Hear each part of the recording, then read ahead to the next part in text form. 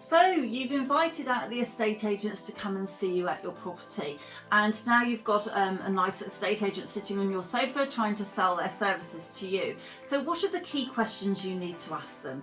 Well, the first thing is to be aware of is that that person sitting on your sofa is probably just a valuer.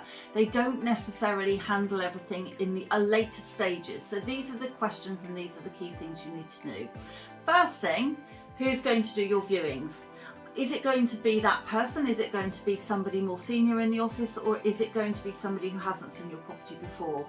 So questions to ask them are, how experienced are they? Do they know the area, this person that's going to be doing the viewings? Do they know where all your local walks and shops and things like that are? And also, will they come and see the property before they start showing property people around? Because that really does help if they have a really good knowledge of your home. Second question to ask them is, when I get an offer, who's actually going to do the negotiating? Are we just going to take the first offer through the post, and is it going to be handled by somebody who is still learning that process, or is it going to be handled by a more senior member of staff in the office who's going to maybe make sure that they really do negotiate for the best possible price? One of the small things to pay attention to when you're using a very cheap and cheerful online do-it-yourself type of estate agent is that they genuinely don't actually do any negotiating for you, and you literally just click on an email to say if you're going to accept, and this can lose you thousands. So it's very important that the right person is doing negotiating for you.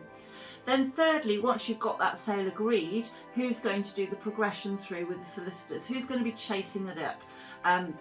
Again, this part of the job is actually quite an intense part of the job, and sometimes it is better to have somebody who is an actual sales progressor handling it, but also it might be the more senior person in the office, which is also the ideal scenario. Now, quite often with sales progression and bigger companies, again, their sales progression is handled by a call centre, and so again the experience level may not be there, and being able to negotiate and challenge solicitors and surveyors at certain points again can save you losing money with renegotiating. So this is very important. And then last but not least, what are they going to do for their price? What are they doing within their fee? What's marketing strategy? Is there a strategy, or are we just sticking it up on Rightmove and Zoopla or on the market and hoping we get enough phone calls? Are they using Facebook? Are they using other social media to drive business to their estate agents? This is really key these days.